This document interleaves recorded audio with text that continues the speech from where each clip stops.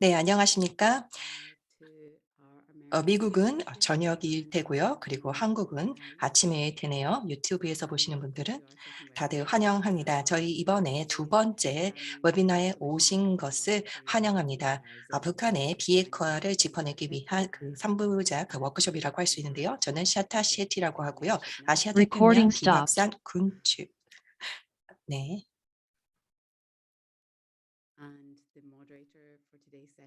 리더십 네트워크의 사무국장입니다. 이번 CTR 플러스와 북한의 에너지 안보에 대한 사회를 맡았습니다. 자, 그러면 이번 워크숍을 개최하게 되어서 기쁘게 생각하고요. 지금 한국의 Recording in 통일부와 progress. 메카스 재단 네, 후원을 받고 있습니다. 네, 이번 워크숍을 지원하게 되어서 기쁘게 생각합니다. 한국의 통일부와 그리고 메카서 재단과 그리고 핵 위협 감속 이니셔티브의 지원을 받고 있습니다. 저희가 북한 내 문제를 해결하는 데 있어서 CTR 플러스 이니셔티브를 통해 외교적으로 해결을 하려고 하는 노력을 하기 위해서 지금 이 워크숍에 모였습니다. APL에는요, 100여 명의 외교, 사상, 정치, 군사 부문의 정치가나 지도자들이 모여서 이 영내의 여러 가지 도전 과제와 특히 핵 비확산 그리고 위협 감소, 군축 또는 무장 해제 등의 전문 영역을 두고 저희가 여러 가지 노력을 하고 있습니다. 저희가 이번에 협력적 위협 감소 프로그램에 을 북한에 특히 적용을 해서 하는 방안에 대해서 이야기를 하고 있는데요. 재정적인 지원과 그리고 기술적인 전문 기술 이전 등을 통해서 북한이 또 핵 위협을 감수할 수 있도록 하는 프로그램이고요. 처음에 이것은요. 냉전 이후에 저희 넌 룰거 방안, 법안을 통해서 저희가 이제 구소련 국가들의 핵무장을 감소시키기 위해서 도입을 했었던 거였죠. 그래서 이 넌 르거 법안을 또 시작을 하셨던 샘넌 상원 의원님께서 첫 번째 워크숍에도 참여를 하셨었습니다. 그래서 이런 CTR 프로그램을 이번에는 북핵 상황에 적용하기 위해서 저희가 이 워크숍을 시작을 한 것입니다. 그러면 이제 피터 헤이즈 APLN 연구소장님이 기조연설을 통해서 구체적인 말씀을 해 주시겠습니다. 피터 헤이에스는 박사님은요, 시드니 대학교 국제안보연구센터의 명예 교수님이시기도 하고요. 안보 환경과 에너지 정책이 서로 교차하는 지점에 대한 전문가이십니다. 그리고 특히 북한과 관련해서 이 협력적 위협 감소 프로그램을 많이 연구하고 계시고 북한에서도 실질적으로 프로젝트를 진행을 하신 적이 있습니다. 많은 국제기구에 몸을 담으셨습니다. 그래서 ADB를 비롯한 국제기구에서 여러 프로젝트를 진행을 하셨고요. APLN의 CTR 플러스 프로그램을 처음 시작하신 분도요. 문정인 교수님과 그리고 피터 헤이에스 박사님 두 분이십니다. 자, 그러면은 더 이상 소개는 그만하고요. 박사님께 마이크를 넘기도록 하겠습니다. 네, 감사합니다. 남 상원 의원님과 그리고 안젤라 케인 님이 그리고 게이트 헤븐 그 밖에 또 다른 한국에 있는 저희 동료분들과 그리고 저의 친구분들께 감사 말씀을 드립니다. 특히 이 에너지 부문과 관련해서 북한과의 협력 프로그램을 진행하고 계시는 여러 전문가분들께 또 감사드립니다. 자, 그러면은요. 제가 첫 번째 세션에서의 결론을 다시 한번 말씀을 드리면서 시작을 해볼까 합니다. 우리가 CTR 에너지 프로그램을 북한에 적용하는 것에 대해서 생각을 하게 될 때 중요한 메시지라고 생각하기 때문인데요. CTR을 북한에 적용을 하게 된다면요. 당연히 구소련의 CTR과 경로가 다를 것이라고 생각합니다. 구소련의 경우는 핵무장 해제가 목적이 아니었지만 북한은 그것이 목적이기 때문입니다. 구소련 CTR의 경우는요, 핵무기 시설을 비핵무기 작업으로 전환하고 이전 과정 및 물질 유출, 리스크 완화에 초점을 맞췄습니다. 핵무기 시설과 인력을 비핵무기 및 열타 목적으로 전환한다는 점은 구소련과 북한 CTR 프로그램의 공통점이지만 북한 핵시설은 규모가 훨씬 작고 물장 해제 이후에 이들 인력이 핵무기 관련 일자리로 옮겨갈 가능성은 없으며 원자력으로 옮겨갈 가능성은 거의 없다고 생각을 합니다.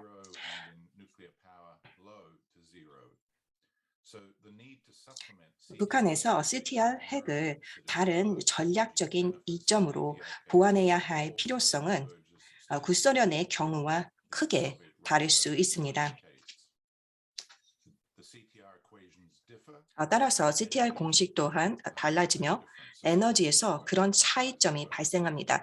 그리고 저희 워크숍이 그 점에 초점을 맞추어서 진행이 되고 있는 것이고요. 북한 핵무기 위협이 1992년에 시작된 이후에 에너지 지원은 북한의 주요 요구 사항이었습니다. 1992년에는 경수로 건설로 구소련의 가압수형 원자로를 배치하려 했지만 자금 지원이나 완성까지는 이어지지 않았고 이후 한반도 에너지 개발 기구를 통한 경수로 구축과 에너지 지원을 육자회담에서 요구하는 한편 전력망과 관련된 물자 지원을 요구하다가 최근에는 또 제재 완화로 옮겨간 이유도 정유 수입 및 석탄 수출에 제동이 걸려서라고 볼 수 있습니다. 넘어가면요. 복잡해서 자세히 설명드릴 시간은 없지만요. 그리고 그에 대해서는요, 데이비드 폰 히펠 박사님께서 자세하게 또 말씀을 해주실 테고요. 그런데 저희가 통역 관련 에너지 개발과 에너지 효율성 구축, 에너지 기획 교육을 제공하는 거 잘 알고 계실 겁니다. 30년간 저희는 북한의 에너지 경제를 현장에서 정량 조사하면서 NNSA와 에너지부, 육자회담 전문가 그룹에서 미국 대표단에 지원했으며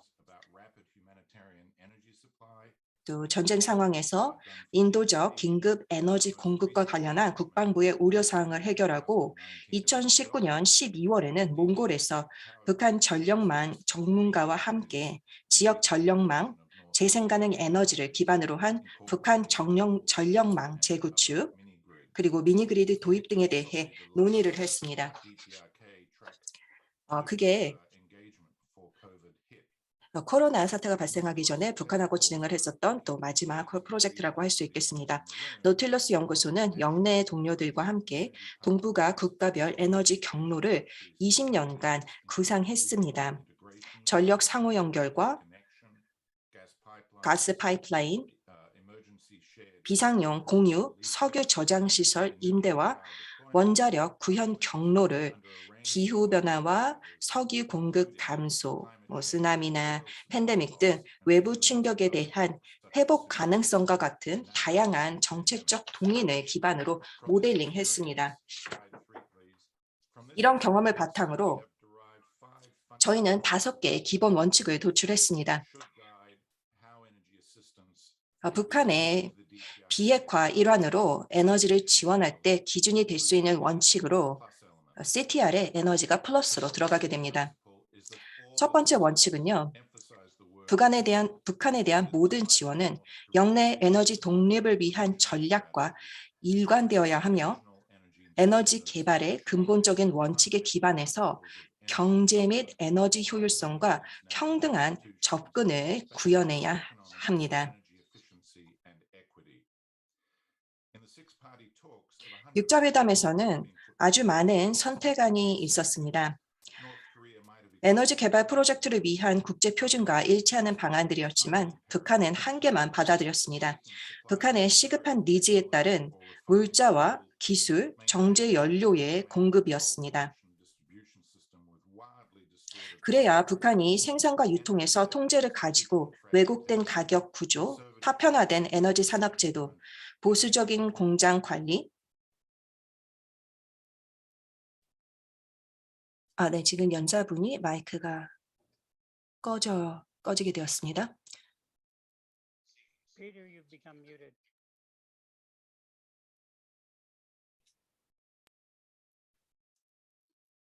Imagine that, the magic no hands mute. Where did I cut out, Steve? 네, 제가 언제부터 마이크가 끊겼죠? About 30 seconds ago. 약 30초입니다. So I'll begin just about 30 seconds earlier. 네, 그러면 30초로 다시 돌아가서 말씀을 드리도록 하겠습니다. 그래서 그래야 북한이 생산과 유통에서 통제를 가지고 여러 최종 사용 가능을 유지할 수 있었으니까요. 이들 전통적 접근법들은 시장 원칙을 따른 비공식적인 공급과 함께 코로나 이전에는 국경에서의 가격 변경으로 인해 뒤집히곤 했습니다. 에너지 부족으로 북한 내 에너지 사용자들은 자구책을 마련했고 대부분 중소형 발전기와 태양광, 풍력 터빈이라는 합리적인 방안을 선택하긴 했습니다. 그러나 단위 비용이 킬로와트 시당 5달러에서 7달러 정도로 높아서 사회 비용이 높고 또 킬로와트 시당 5달러에서 7달러로 사회 비용이 높아질 때도 많았습니다. 그리고 공급량이 일정치 않거나 중앙 전력망의 붕괴로 기회 비용이 높아질 때도 많았습니다.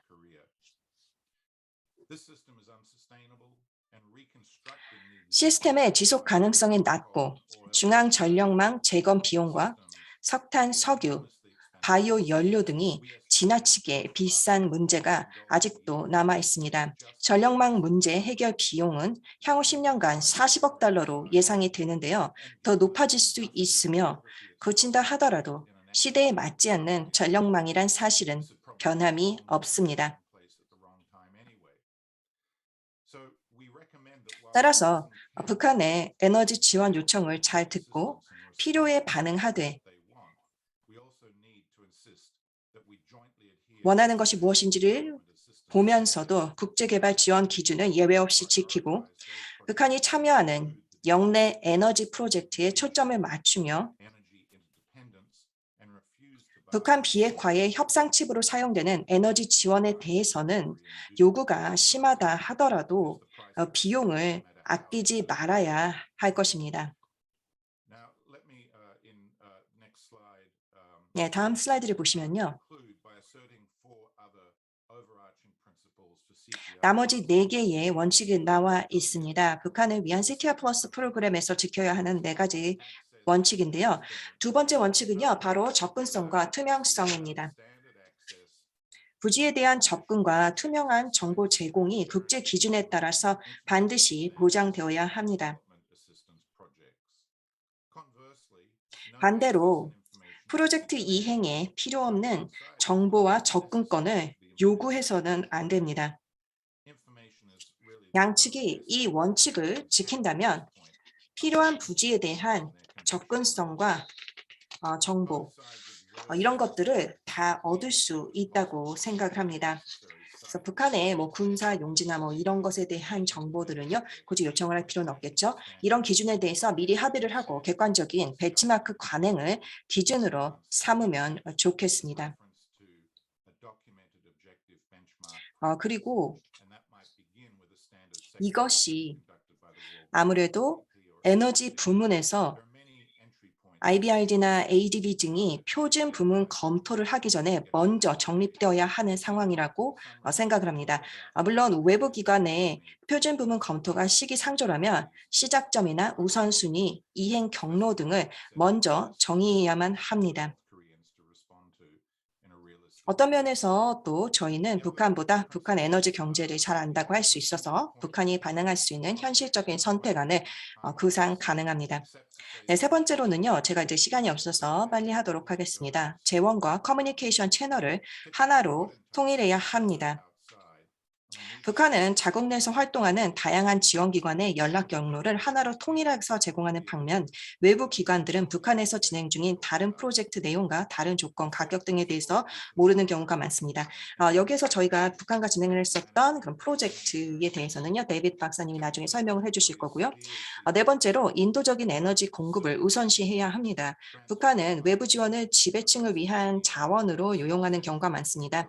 역 엔지니어링 할 수 있는 첨단 기술을 이전하고 중앙 집중화된 유틸리티 수요에만 집중하는 경우도 많고요. 따라서 인도적인 지원의 우선순위를 두고 병원 등의 수요자와 일자리 창출이나 호텔, 공장 등의 독립기관 지원에 집중을 해야 합니다.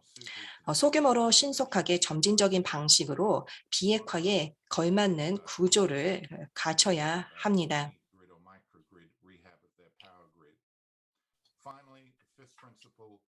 그래서 전력망을 다시 되살리고 미니그리드를 또 연결하는 것에 집중을 한다면 좋을 것입니다. 다섯 번째로 핵 연료주기 서비스나 중소형 원자로를 포함시켜야 합니다. 동시에 경제적인 기준을 엄격하게 적용해서 정치적인 선택을 해야 하며 책임 사항 또한 엄격하게 적용을 해야 합니다. 통일 원자로와 결부된 소버린 리스크에 대해서는요, 재정 지원과 책임을 한국만이 감당할 수 있을 것으로 보입니다. 이 다섯 가지 원칙을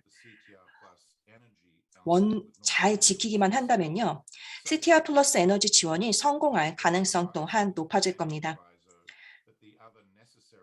물론 비핵화 성공을 위한 다른 필요 조건들도 함께 갖추어야 CTR 플러스 에너지 지원이 성공할 것입니다.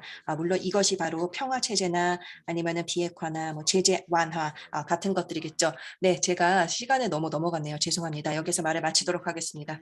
아닙니다. 감사합니다, 박사님. 그러면은 저희가 본 발표로 넘어가기 전에 지금 웨비나로 참여하고 계시는 분들에게 말씀을 드리도록 하겠습니다. 저희가 동시 통역을 제공을 하고 있습니다. 영어와 한국어로 제공을 하고 있거든요. 그래서 줌의 아래 스크린 아래로 가시면은요, 거기에서 이제 통역 버튼이 있습니다. 그래서 그것을 누르시면 통역을 들을 수가 있습니다. 자, 그러면은 데이비드 폰 히펄님이 본 발표를 시작을 하도록 하겠습니다. 북한의 에너지 지속 가능성과 번영 그리고 CTR 연계에 대한 주제인데요. 노틸러스 연구소의 선임 연구소로 계시고요. 그리고 아시아의 에너지 환경, 특히 동북아의 에너지 환경을 전문 영역으로 하고 계십니다. 그리고 북한에 대해서 또 여러 가지 연구를 하고 계시고요. 에너지 효율성과 그리고 에너지 부문 그런 재개발, 북한의 프로젝트에도 이제 참여를 하셨고요. 그리고 노틸러스 연구소 같은 경우에서는요, 거기만 빼고 그 또 세계은행이나 유엔이나 아니면 그 밖에 다른 여러 가지 이제 연구소에서 공공 그리고 민간 그 프로젝트를 에너지 환경 쪽에서 진행을 하고 계십니다. 자, 그러면 데이비드 폰 히펄 박사님의 발표를 듣도록 하겠습니다. 네, 친절한 소개 말씀 감사드립니다. 제가 화면을 좀 공유해 보도록 하겠습니다. 네, 잘 보이시나요? 네, 잘 보입니다. 네, I apologize, but your slides are showing. 데이빗, 지금 저희가 화면이 다 보이지 않는데요. 저희가 다시 한번 조정을 해서 화면이 전체적으로 다 보일 수 있도록 해보겠습니다. Is that working? 네, 이제 화면이 보이시나요? 네, 잠시만 기다려 주시기 바랍니다. 네, 이제 보입니다. Thanks, Steve. Following up on 네, 그래서 피터의 그 발표를 뒤이어서 저는 오늘 제 발표를 통해서 저희 비전에 대해서 말씀을 드리도록 하겠습니다.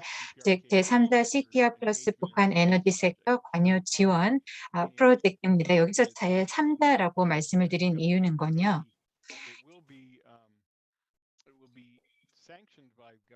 물론 정부들의 지원과 승인이 필요하겠습니다만 실질적으로 이 프로젝트를 이행하는 것은 다양한 국가에서부터 온 단체들과 그 개인들이 이루어지는 것입니다. 그래서 저희가 북한에게 이 프로젝트를 진행할 때 신속하게 진행을 하고 또 기민하게 진행을 할 수 있도록 하기 위해서입니다. 그래서 저희가 북한의 어떤 니즈에 대해서 빠르게 대응을 할 수 있도록 하는 것입니다. 그래서 북한이 이런 프로젝트에 대해서 수긍을 하고 동의를 하게 되면 저희가 바로 프로젝트를 진행할 수 있도록 하도록 하는 것입니다. 그래서 피터도 이제 북한의 그런 그 니즈를 충족시키는 게 중요하다라고 했는데 이제 저희가 컨소시엄과 관련된 여러 가지 기준들이 있을 테고요. 그다음에 이제 또 컨소시엄의 우선순위 과제들이 있을 것입니다. 그래서 이러한 순서로 말씀을 드리도록 하겠습니다. 북한과의 외교가 다시 시작이 된다라고 했을 때요. 북한의 어떤 에너지 불안, 즉 저렴하고 안정적인 그런 석유나 에너지원에 대한 그 접근 제한이 핵무기나 생화학 무기 프로그램 추진에 있어서 핵심 동력이라는 것을 저희가 인지를 해야 된다는 것입니다. 물론 에너지 불안이 유일한 그 동력은 아닙니다. 그런데 지금까지 또 통과된 유엔 안보리 제재 같은 경우에는요. 보게 되면은 처음에 생각했던 그 소기의 목적을 달성을 하기 어렵지 않을까라고 생각을 합니다. 왜냐하면은 에너지 불안 문제를 해소해 주지 않으면 북한은 협상 테이블로 다시 돌아오지 않을 가능성이 많기 때문입니다. 그렇기 때문에 협력적 위협 감축 CTR 플러스 활동을 저희가 이제 에너지 부분에서 진행을 하게 된다라고 하면요. 그리고 이런 CTR 플러스 활동을 통해서 특히 이제 북한이 이런 국제 에너지 프로젝트에 참여를 유도할 수 있도록 할 수 있다면은 분명히 이 인게이지먼트 관여와 관련해서 중요한 역할을 할 수 있을 것입니다. 지금 보시면 저희가 1998년부터 2000에 진행했던 북한의 풍력 발전 프로젝트와 관련된 내용인데요. 지금 보시면은 저희가 한잔하고 있는 모습을 볼 수가 있습니다. 여기 피터도 나와 있고요. 그리고 또 저 사진도 나와 있는데요. 저희가 이제 그 물 펌프를 설치를 했었습니다. 그래서 북한 관계자들과 그리고 또 미국의 관계자들이 풍력을 이용한 물 펌프를 설치하는 사진을 보실 수가 있습니다. 그러니까 저희가 이러한 경험들을 통해서 많은 경험을 얻었고 또 많은 것을 배울 수가 있었습니다. 그리고 또 저희가 북한에서 건물 에너지 효율 개선하기 위한 지원 사업을 진행을 했었습니다. 그래서 단열재를 건물에 설치를 했었고요. 평양에 있는 건물들이었습니다.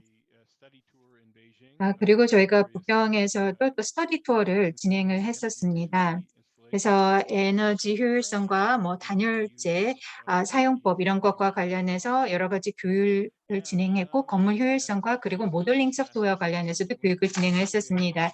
그리고 12월 달에 저희가 이제 몽고에 가서요. 북한의 관계자들을 참여를 해서요. 농업용 태양열 발전 시설과 그리고 또 풍력 발전 시설을 견학을 하고 또 살펴봤습니다. 그래서 지금 그동안 저희가 북한의 관계자들과 진행했던 그런 프로그램에 대해서 말씀을 드렸습니다.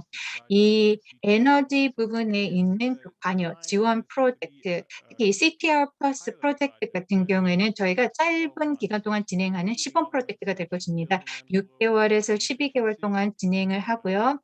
저희가 이제 여러 가지 요소들이 포함이 될 텐데요. 평양에서도 저희가 뭐 건물의 엔벨롭이나 아니면 시스템 효율과 관련된 걸 살펴보게 될 거고요. 그다음에 또 소형 수력, 풍력, 태양광, 마이크로그리드 이런 것들을 살펴보게 되겠고요. 또 가정이나 학교, 병원 대상으로 한 인도적인 지원을 살펴보게 될 거고요. 그다음에 또 일자리 창출, 그다음에 또 이산화탄소 배출 감축이라는 요소들도 포함이 돼야 될 것입니다. 그리고 옵션으로서 또 한국에게 저희가 탄소 크레딧을 제공을 할 수 있을 것입니다. 그리고 지금 진행되고 있는 어떻게 보면 제재의 그런 정신의 위배는 하지 않을 것이라고 생각을 하고요. 그리고 또 뭐 단열대가 실려 있는 선박이 북쪽으로 간다라고 하면 이런 것들이 어떻게 보면 협력의 하나의 그런 이미지, 상징이 될 수 있을 것 같습니다. 그리고 또 저희가 만약에 이 시범 프로젝트를 진행을 하게 되면은 또 북한 현장에서 송배전망을 재구축을 하고 이 프로젝트를 통해서 또 5년을 내다보고 시범 프로그램을 운영할 수가 있을 것입니다.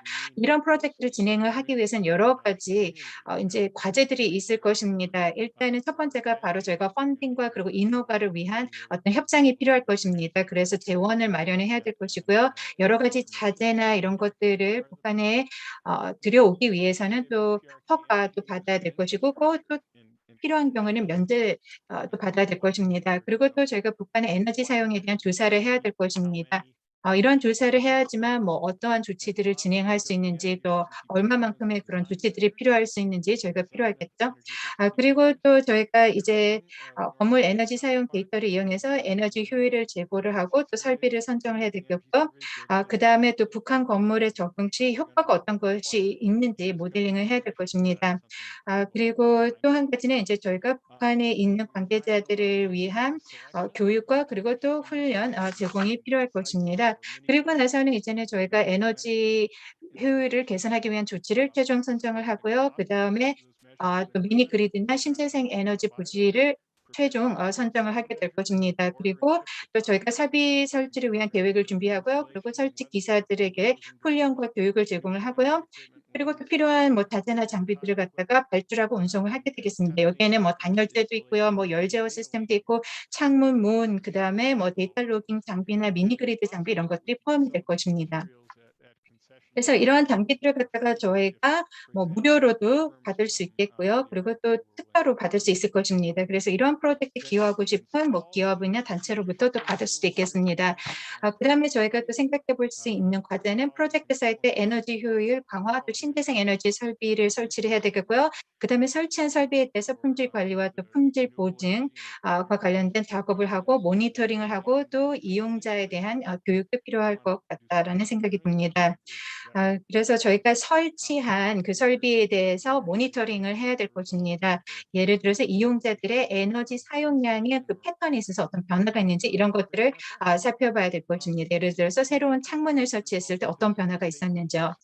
그리고 그다음 과제라고 할 수 있는 건 저희가 이해 당사자들에게 프로젝트 결과에 대해서 커뮤니케이션을 해야 된다는 것입니다. 결과를 모니터링을 하고 또 참여자들의 인터뷰를 진행을 해서 이것을 보고서로 작성을 한 다음에 뭐 어떤 그 도전 과제들이 있는지, 어떤 혜택들이 있는지, 그리고 향후 단계에 대해서도 또 고민을 해볼 수 있을 것 같습니다. 그리고 또 프로젝트를 진행하는 동안 저희가 전반적인 프로젝트 관리를 해야 되는데요. 그렇다면 이런 것들을 하기 위해서 어떠한 단체와 기관들이 필요할까요? 일단 펀딩과 승인과 관련해서는요. 미국과 한국, 유럽에서 북한 관련 기관과 일을 해본 경험이 있는 단체와 또 단체들이 필요하다라는 것입니다. 그리고 또한 저희가 아까 말씀을 드렸던 것처럼 북한의 에너지 사용을 조사를 해야 되는데요. 이러한 부분과 관련해서는 북한 에너지 사용을 조사하는 데 있어서는 국제 표준에 부합하는 어떤 에너지 사용 감사 및 건물 에너지 경험이 있는 개인 또는 기업들이 필요하다라는 것입니다. 뭐 NGO가 될 수도 있겠고요. 아니면 뭐 세계은행과 같은 다자 개발 기관이 될 수 있고 민간 계약 업체나 또 시공업자들이 될 수 있을 것입니다. 그다음에 건물 에너지의 어떤 그 효율 모델링 및 에너지 효율 개선안을 설계하고 또 건물 에너지 모델링 전문 설비 설계를 위해서는 건물 에너지 모델링 전문성을 갖춘 개인이나 단체가 필요할 되고요. 그다음에 또 건물 에너지 조사나 모델링 교육과 관련해서는 저희가 필요한 그런 그 단체들이 있을 것입니다. 그래서 에너지 효율성과 그리고 재생 에너지와 관련해서는 좀 더 학술적인 그런 단체들이 교육을 제공을 해주면 좋을 것 같습니다. 그다음에 에너지 효율성 개선한 설비나 또 미니그리드나 재생에너지 부지 및 설비를 최종을 선택하는 데 있어서는 물론 북한과 상의를 해야 될 것이고 다양한 스킬셋을 가지고 있는 개인과 그룹들이 필요할 텐데 이들은 북한에서 활동한 경험이 있으면 좋을 것 같습니다. 그래서 뭐 NGO가 될 수도 있겠고요. 뭐 국립연구소가 될 수도 있겠습니다. 그다음에 설비 설치 계획을 준비하고 또 설치 기사를 이제 교육을 하기 위해서는 신속하게 이런 대규모 프로젝트를 이행할 수 있는 업체에서 이러한 것들을 이제 진행을 해주면 좋을 것 같습니다.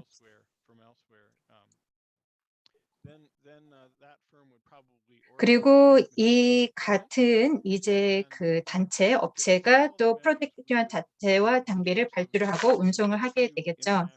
저희가 북한 측 관계자들과 그리고 또 외국 담당자들과 함께 이제 팀을 만들어서 저희가 여러 가지 툴들을 사용할 수 있도록 교육을 또 제공을 해야 되겠습니다.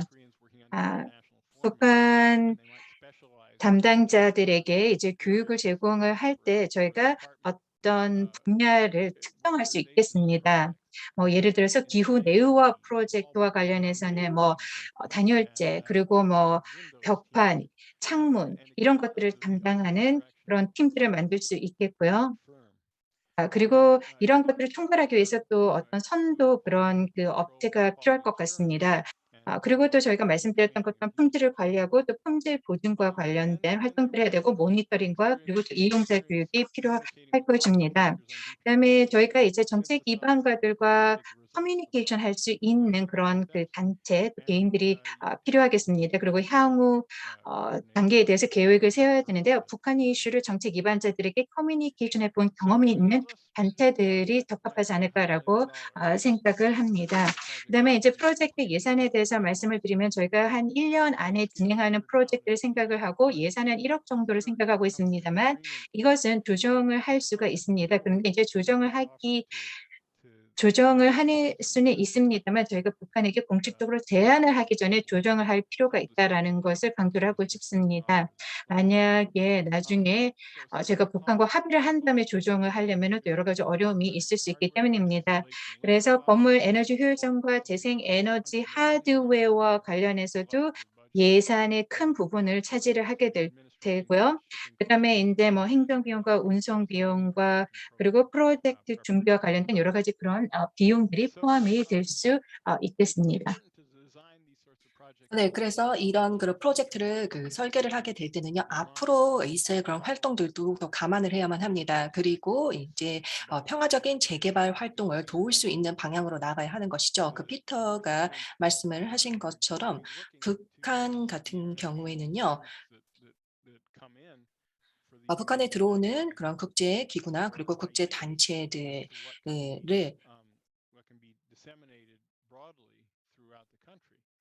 만나게 되면은 거기에서 또 전국적으로 어떤 것들을 이제 우리가 전파를 할 수 있을 것인가 이런 것에 관심을 많이 가집니다. 그래서 저희가 굉장히 괜찮은 관행이나 아니면은 좋은 정보, 지식 등을 가지고 있으면은요. 북한에서 그것을 또 전국적으로 또 계속해서 이제 전파를 아주 잘합니다. 그래서 그런 것들도 이제 우리가 고려를 해야 하는 것이고요. 그리고 그다음에 기술적이나 아니면은 조직적인 그 역량을 북한 쪽에서 어느 정도나 가지고 있는지도 저희가 제대로 잘 알고 있어야만 합니다. 그리고 북한에서 분명히 프로젝트에 이제 참여를 하게 되는데요. 다양한 주체들이 참여를 하게 되는 경우가 많습니다. 그것이 저희 경험이고요. 그렇게 되었을 때 이 다양한 주체들이 자신들이 또 계속해서 보고서를 하고 그리고 자신들이 이렇게 필요로 하고 주체들이 필요로 하고 있는 것들을 우리가 제공을 할 수 있도록 해야만 합니다. 그리고 인제 한국에서도 이제 참여를 해야만 하죠. 그리고 한국뿐만이 아니라 또 다른 동북아 지형에서도 인제 참여를 하게 된다면 좋은 것이고요. 그리고 북한의 지속 가능하고 평화적인 경제 개발에 기여하는 방안으로 또 프로젝트가 이루어져야 함은 물론입니다. 그밖에 인제 또 피터 박사님께서 말씀하신 또 다른 주제와도 관련이 되는 것인데요. 북한을 영내 에너지 인프라에 참여를 시켜야 한다는 것입니다. 동북아 지역에서 북한이 차지하고 있는 그런 위치를 보게 되었을 때 북한이 분명히 참여할 수 있는 기회들이 있습니다. 예를 들어서 영내의 그 송유관이나 아니면 영내 천연가스 송유관이나 아니면은 뭐 전기망의 상호 연결 같은 데서 북한이 지리적으로 분명히 할 수 있는 함께 할 수 있는 여지가 있습니다. 그래서 이 점에 대해서는 우리가 앞으로도 계속 논의를 해야만 할 것입니다. 저희가 그런데 이제 기후 변화의 그런 결과나 영향들을 느끼고 있지 않습니까? 그리고 그로 인해서 이제 전력망에 대한 필요성이 많이 대두하고 있고 그리고 기후 친화적인 그런 전력망의 필요성이 증가하고 있기 때문에 나중에 또 저희 참여자께서 논평을 좀 해 주시기도 하겠지만요. 슈퍼그리드나 아니면은 고비텍과 같은 여러 가지 이제 아이디어들이 나오고 있습니다. 그리고 이것을 바탕으로 해서 동북아 국가들이 연결이 앞으로 되는 방향으로 나아가게 되겠죠. 네, 그다음에는요. 재생가능 에너지와 에너지 효율성과 관련된 기술들을 공동 개발하고 그리고 구현을 하는 것이 바로 이 영내 에너지 인프라 그런 참여의 또 다른 영역이 될 수 있을 것이고요. 그리고 잉여 정유 여력을 또 같이 공유한다는 것, 그리고 운송 인프라를 대해서 함께 협력을 한다는 것, 그리고 북한과 한국이 함께 공동으로 LNG 그런 수입 역량에 대해서 개발을 한다는 것. 이거는 이제 단기, 중기적으로 가능하겠죠. 그다음에 긴급 연료 저장 시스템에 대해서도 저희가 또 협력을 할 수 있을 것입니다. 저희가 2001년 에서 2002년에 진행을 했었던 프로젝트의 일환으로 나왔던 아이디어입니다. 그것은 러시아와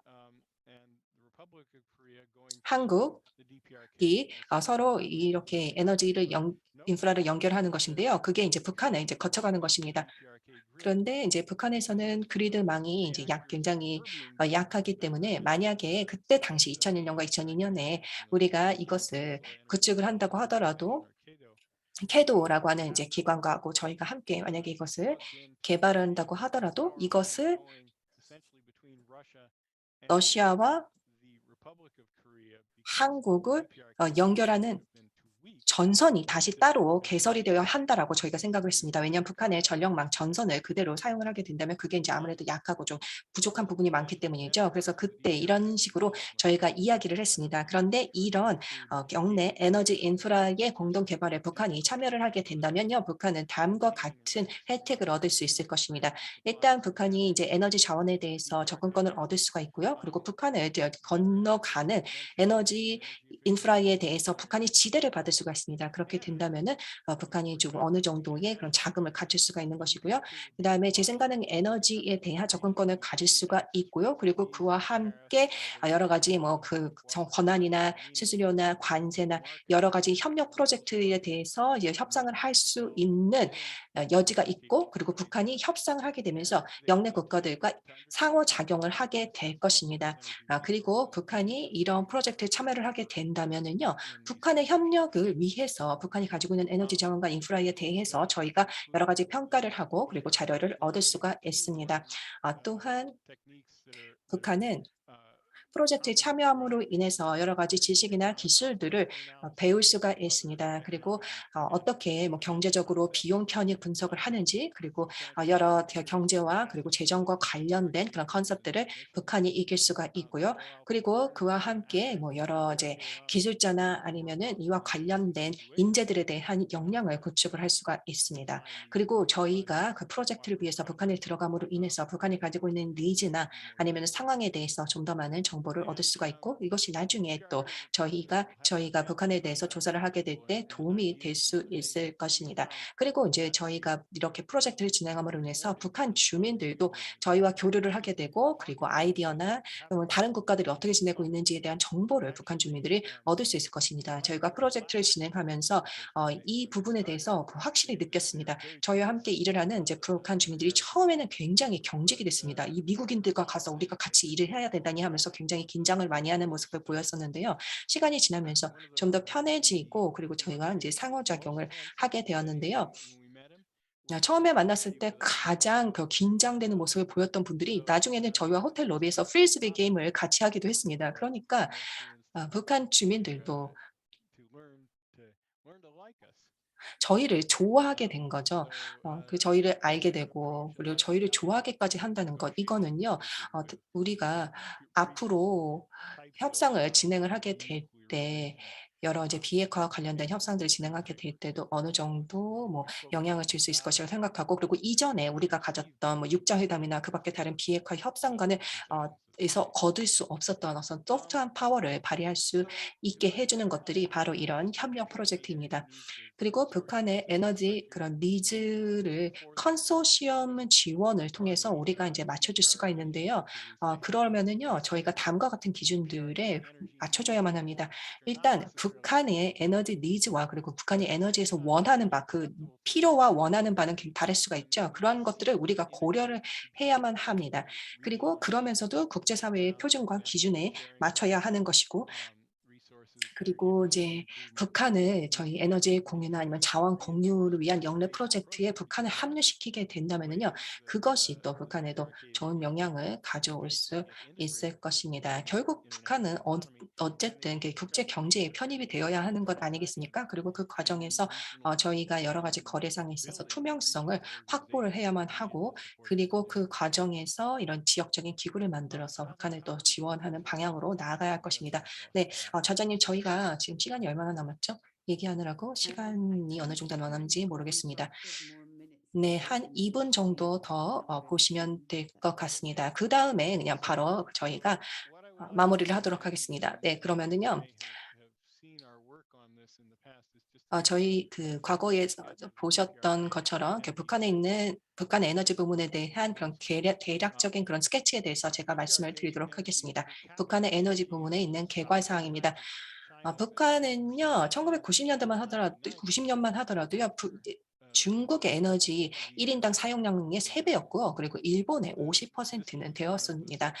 그런데 그 이후 구소련이 붕괴가 되면서 석유, 원유 그 수입이 많이 감소를 하게 되었고, 그리고 이제 중국으로부터 들어오는 수입 또한 2000년 이후부터 이제 흔들리기 시작했고, 그다음에 전기 전력망이나 아니면 송배전망 그 인프라 또한 계속해서 이제 낡아지고 있고 제대로 잘 보완이 되지 않음으로 인해서 과거보다는 에너지 사용량이 많이 줄어들게 되었습니다. 그래서 그 결과로 1인당 에너지 사용량이 거의 60% 가까이 감소를 하게 되었습니다. 그리고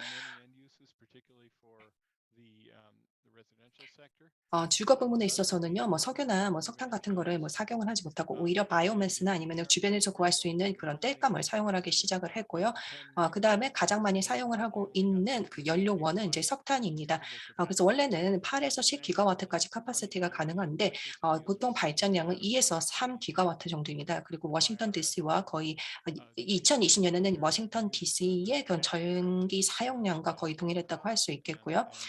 그리고 이제 북한의 군에서 그 석유의 거의 31%를 사용을 하고 있고요. 그래서 군의 이용과 민간 이용을 북한에서는 구분하는 것이 사실은 북한에서는 쉽지가 않습니다. 그래서 우리가 북한의 에너지 시스템의 그런 요소들을 다시 이렇게 보수하고 그리고 대체하는 것이 굉장히 많이 필요합니다. 거기에 대해서는요, 많은 투자금이 들어가게 될 것입니다. 그래서 국제사회 지원이 없다면은요, 아주 천천히 그리고 아주 미미한 그런 개보수만 이루어질 것이기 때문에 결국 결과적으로 큰 변화를 만들어내지는 못할 것입니다. 지금 여기는 이제 저희가 추산을 한 것입니다. 북한의 에너지 공급 수요에 대한 이제 추산인데요. 그래서 에너지 수지라고 이제 보시면 되겠습니다. 여기 보시면은요, 이와 관련해서 저희가 여러 가지 이제 또 논문을 발간을 하기도 했습니다. 출간물을 발간을 하기도 했고요. 이제 연료별 에너지 수요를 저희가 이렇게 적어 놓았습니다. 바이오매스가 점점 그 비중이 높아지고 있습니다. 그 전체 그런 에너지 연료의 그런 양 자체도 적은데요. 1992년부터 그리고 지금까지 계속해서 증가를 하게 됐다가 코로나 이후에는 살짝 감소하는 모습을 보여주고 있습니다. 그리고 이제 부문별로 에너지 수요량을 살펴보게 되었을 때는요, 여기 에너지를 그냥 아주 굉장히 아끼면서 사용하는 모습들을 볼 수가 있습니다. 사진에서 보시는 것처럼요. 여기는요, 이제 가스로 연료를 사용을 하는 트럭인데요. 나중에는 연료를 석탄과 그리고 바이오매스로 이제 바꾸고 개조하게 됐습니다. 그리고 여기 보시는 것처럼요.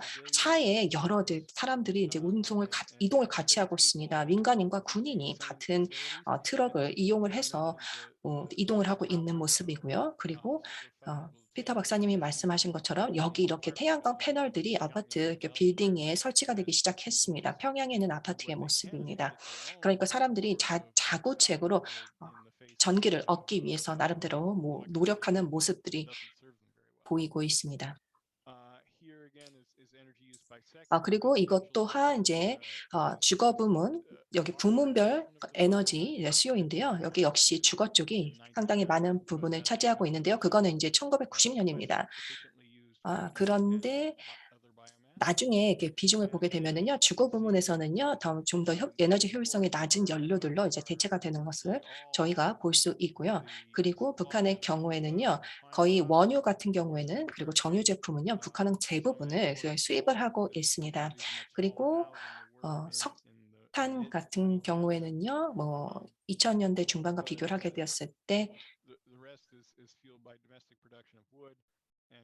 수출이 이제 살짝 이렇게 줄어든 것을 볼 수 있고요. 그다음에 지금 이렇게 다른 주민들이 자구책으로 주변에 있는 연료를 사용하고는 있지만 그 석탄이 주요 연료로 나오고 있습니다.